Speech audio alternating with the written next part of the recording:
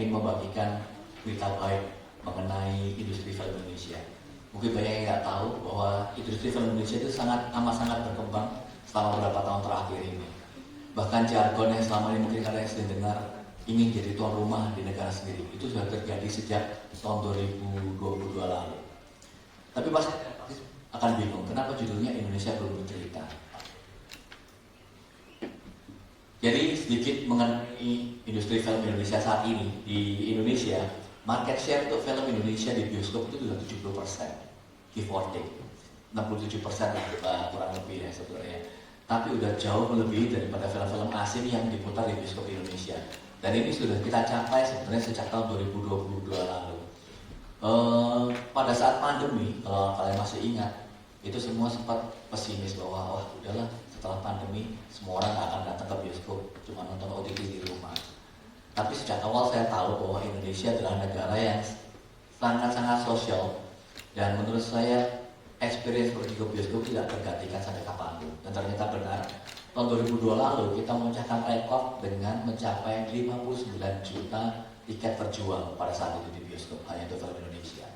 Banyak yang mengatakan oh ini fans buying karena setelah 2 tahun di pandemi di rumah dan segala macam. Tapi kenyataannya bukan seperti itu. Tahun 2023 kita bisa mencapai angka 56 juta, sedikit menurun, tapi menurut saya angka itu masih sangat biasa. Dan di tahun 2024 lalu mencapai rekor, yaitu 80 juta tiket terjual untuk film Indonesia. Dan tahun lalu 2025 kembali kita mencatatkan rekor baru dengan 82 juta tiket terjual di Indonesia. Jadi dengan 70% of the market, dan ini sebuah hal yang sangat biasa karena kita tidak ada sama sekali ada proteksi dari pemerintah. Beda dengan South Korea, beda dengan Perancis dan negara-negara lain di dunia. Pada saat mereka mencapai mayoritas market share dari film-film lokal mereka tuh mendapatkan banyak sekali proteksi kebijakan-kebijakan dari pemerintah. Sementara di Indonesia sama sekali tidak ada. Saya bukan mengeluh soal dukungan pemerintah, tapi ini kenyataannya bahwa pemerintah kita itu mungkin masih nggak menganggap film adalah penting. Padahal, kenapa menurut saya film adalah satu hal yang sangat penting. Kita ambil contoh Korea. Tanpa adanya industri film di Korea yang begitu berkembang, merek-merek Korea yang seperti kalian tahu tidak akan menjadi merek-merek dunia seperti saat ini. Samsung, LG, Kia, Hyundai itu bukan merek-merek yang diincar oleh orang di dunia. Dan saya tahu dari first hand dari orang-orang Korea betapa sulitnya mereka menjual barang-barang ini di seluruh dunia. Tapi sejak ada Korean Wave atau Hallyu, semua orang kan berbondong-bondong beli barang-barang Korea. Termasuk kalian-kalian juga kan, mulai dari make up, elektronik, apapun lah, dan bisa dijual di seluruh dunia. So I think film is very important karena bisa jadi lokomotif buat industri yang lainnya. Mungkin saya bias karena saya orang filmmaker, but I see from the first hand, Amerika bisa besar sampai sekarang juga karena propaganda film-film yang kalian tonton sejak kecil di film-film Hollywood. So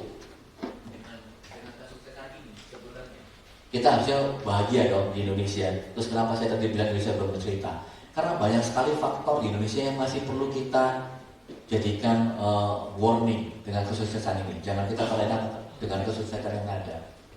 Yaitu, pertama, kita sangat kekurangan filmmaker di Indonesia.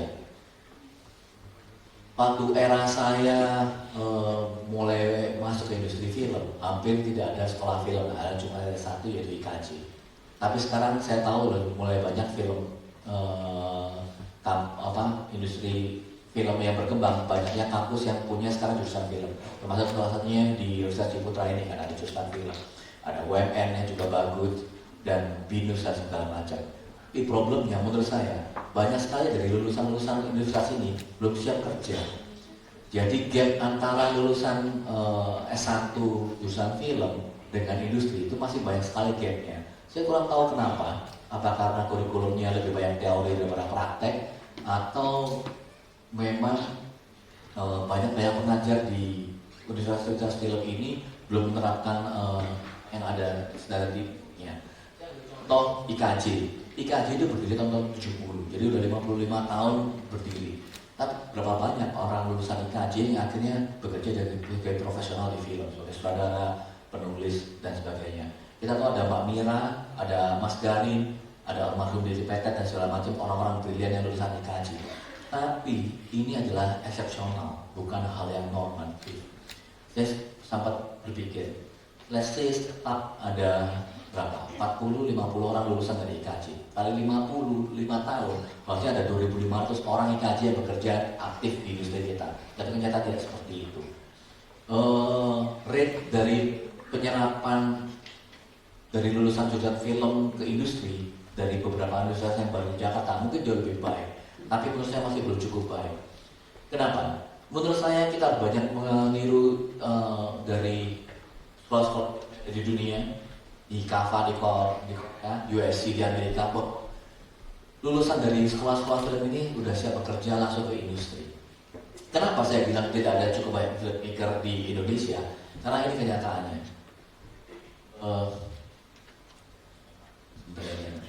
Bahwa banyak sekali sutradara di Indonesia itu akhirnya burn out, dan penulis-penulis di Indonesia juga burn out karena mereka setahun bisa menangani proyek lebih dari 10. Bahkan ada satu penulis yang bisa sampai menulis 16 skrip dalam 1 tahun, yang menurut saya udah tidak masuk akal secara hitungan dan logika. Dan ada sutradara yang bahkan menciptakan 10 film dalam setahun. Bisa bayangkan, setahun itu cuma ada 12 bulan. Kalau 10 film berarti 1,5 bulan kan jatuh sebuah film. Pada idealnya sebuah film ya, dan diproduksi dan diedit itu kurang lebih 6 bulan. So it is impossible task. Warning yang kedua menurut saya, Indonesia ini ada screen crisis. Bioskop di Indonesia itu amat sangat kurang, dikit, sangat sedikit. Contohnya dibanding negara-negara lain di dunia ya, Indonesia ini kita hanya punya 2.400 layar di seluruh Indonesia saat ini. Kalau kalian masih nggak tahu di bidang lain-lain, oh kan udah banyak 2.400 bioskop di Indonesia. Itu amat sangat kurang, karena penduduk kita di Indonesia ada 280 juta orang. Sementara di Korea aja yang penduduknya 50 juta, itu ada 8.000 layar bioskop. Kalau kita mau ke negara yang lebih besar, ada Amerika Serikat, mereka punya 55.000 layar bioskop. Di Cina lebih gila lagi, ada 98.000 layar bioskop. Jadi kita amat sangat kurang. Idealnya berapa? Idealnya menurut saya 10.000 layar kurang lebih. Jadi kita cuma 1/5-nya aja. Dan di screen to population ratio di Indonesia itu sangat-sangat buruk. Ada 1 layar bioskop untuk 113.000 orang di seluruh Indonesia, amat sangat kurang. Dan ini menurut saya tidak bisa diselesaikan hanya dari satu pihak ya, apakah hanya pemerintah, apakah hanya swasta. Saya bahkan merasa bahwa kita perlu bantuan dari investor asing untuk masuk ke Indonesia dan membangun layar bioskop lebih banyak di Indonesia. Karena apa? Bioskop-bioskop yang 2.400 itu pun mayoritas berada di kota-kota besar, Jakarta, Surabaya, Bandung, dan Medan. Sementara second tier city dan third tier city di Indonesia, masa jauh-jauh lah, kalau di Jawa Timur mungkin kalian tahu seperti Lumajang nggak ada bioskop, di Probolinggo nggak ada bioskop katanya. Itu amat sangat mereka amat sangat haus hiburan. Dan kenyataannya jika ada layar bioskop di sana di kota-kota second tier city ini, mereka hanya menonton film Indonesia. Mereka tidak suka dengan film asing. Dan sebenarnya ini sudah jadi sentimen nasional, karena tradisi saya sebut udah 70% market share Indonesia adalah penonton film Indonesia. Jadi menurut saya ini problem yang sangat besar dan harus kita selesaikan bersama. Nah ini tadi saya bilang ya, dalam burnout crisis is real. Karena menurut saya tahun lalu 5 ada 250 film Indonesia diproduksi. Hanya banyak, meskipun yang tayang di bioskop hanya 1. Tapi menurut saya ini angka yang sangat luar biasa. Dan dari sekian banyak ratus film yang diproduksi, sutradara di Indonesia yang berapa sih? Penulis Indonesia yang ada berapa? Jadi kita sangat-sangat butuh penulis baru. Makanya setiap kali saya diajak untuk berbicara tentang event apapun, termasuk di TED Talk ini, saya merasa bahwa kita harus mengencourage dan menginspirasi para generasi berikutnya mudah untuk jadi filmmaker. Karena industri kita sangat berkembang, kita sangat butuh suara baru dan juga filmmaker baru. Nah, dengan adanya talent burnout ini apa sih yang menurut saya akhirnya punya waktu untuk berpikir, untuk membuat film yang bagus. Mungkin kalian juga merasa ya, jika Indonesia di bioskop atau di OTT, merasa kok film Indonesia temanya mirip-mirip ya. cek film horor di Indonesia. Ini film horor yang rilis dengan judul mirip-mirip, premisnya pun mirip, posternya pun mirip-mirip, ya kan? Kurang lebih seperti itulah dengan font yang juga mirip-mirip. Apakah ini salah filmmakernya? Iya dan enggak. Memang di film horror memang sangat tinggi di Indonesia. Tapi selain itu, menurut talent burnout is real. Bagaimana kita bisa menciptakan sebuah ide yang baru pada saat dituntut setahun harus menulis 10 sampai 16 skrip setahun. It's almost impossible. Dan menurut saya dengan adanya talent burnout ini, kita tuh jadi tidak punya waktu untuk meng-growing talent-talent yang baru juga karena masalah kepercayaan dan segala macam. Dan paling penting, yang paling saya takutkan, kalau kita terus bikin film-film seperti itu aja, penonton lama-lama akan jenuh dan akan meninggalkan film Indonesia. Dan itu pernah terjadi pada saat film Indonesia terpuruk dan tidak ditonton. Jadi I think this is clear present danger. Selain kita kekurangan layar bioskop di Indonesia, kita juga kekurangan layar film Indonesia. Dan ini akhirnya saya sampai. Kenapa sih menurut saya Indonesia belum bercerita? Karena everywhere I go, kita tuh bisa melihat bahwa setiap negara itu punya ciri khas film masing-masing. Film Amerika oke lah yang fusion dari berbagai hal. Tapi when you see a Hollywood film, you can see this is a Hollywood film. Productionnya glossy, sangat big budget dan segala macam dengan special effect. Kalau kita lihat film Korea, kita tahu ini film Korea ini. Bukan dari bahasanya, but from the way they tell the story, you can tell it. Karena saya penggemar film Jepang, saya juga selalu tahu film Jepang seperti apa, dengan slow burn-nya dan pacing-nya yang selalu deliberate seperti itu. Film India, Anda juga langsung tahu lah kalau pernah nonton film India seperti apa. They have their own identity, punya style sendiri. Sayangnya, menurut saya sampai sekarang, termasuk saya sebagai saudara, kita tuh belum punya identitas yang setiap kali kita bikin film, oh ini nih film Indonesia. Honestly, I'm growing up watching a lot of foreign film. Jadi, apakah setelah saya sangat Indonesia, saya juga belum bisa mengatakan hal itu. Karena saya sendiri juga masih terpengaruh dengan berbagai banyak film waktu saya tonton sejak kecil sampai sekarang. But I think it's time for us to create our identity. We tell the story that very Indonesian dan akan bisa menggantikan posisi berbagai negara untuk jadi big player in the world. Horror trailer trennya udah sangat banyak di Indonesia. Romantic comedy dulu sempat banyak, not anymore. Tapi saya termasuk penggemar romantic comedy. Saya juga bikin film romantic comedy. Action sempat ada di The Raid, tapi ya udah sangat jarang lah karena budgetnya sangat besar. Apa kita bikin? Menurut saya drama sosial udah ada, tapi sangat underexplored. Padahal masalah sosial di Indonesia sangat banyak. Kalau kalian banyak lihat film-film di luar negeri, banyak sekali mengangkat drama sosial berdasarkan kisah nyata ya.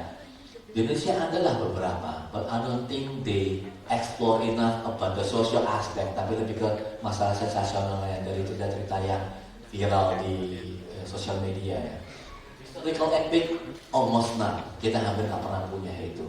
Saya tahu memang budget bikin film historical epic sangat besar ya, but I think with the rich history of Indonesia, we start to make one.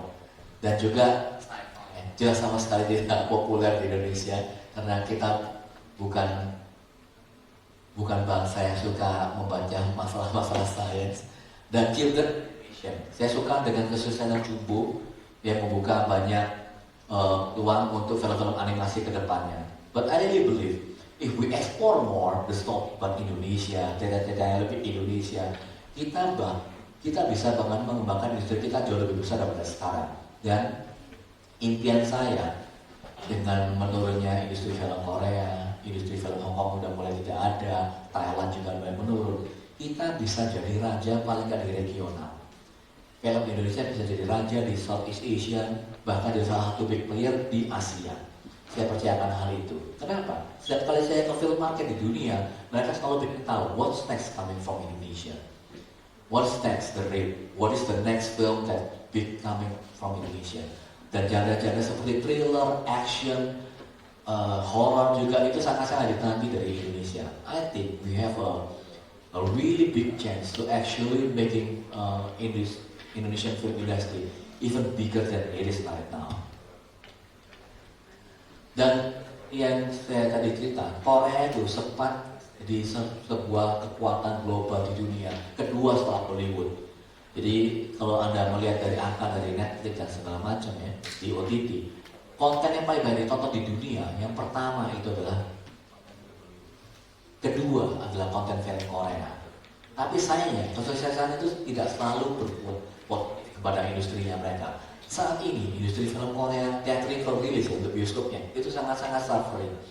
Saya nggak akan berpanjang-panjang membahas industri film Korea, tapi kalian boleh riset bahwa sekarang bioskop Korea itu sangat sepi. Sangat sedikit film Korea yang diproduksi dan dirilis di bioskop. Kita jangan sampai seperti itu. Tapi menurut saya itu sebuah peluang buat kita.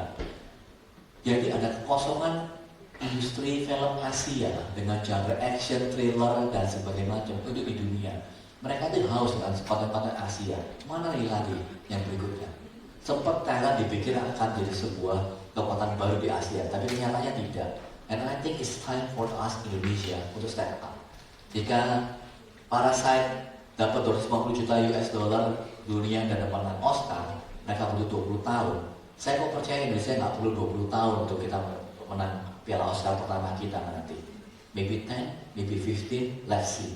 Tapi saya akan menghitung mundur mulai dari 5 tahun terakhir inilah, pada saat film Indonesia, industri film Indonesia sangat-sangat jadi sesuatu yang sangat menarik dan berkembang.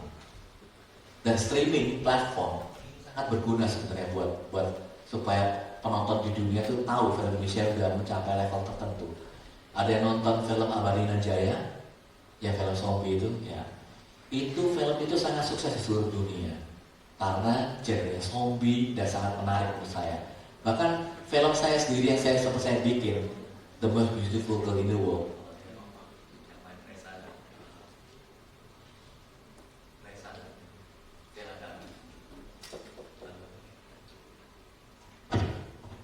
Sheila Dara, itu sangat surprisingly sempat mencapai top 10 di 53 negara seluruh dunia pada saat ditayangkan lalu.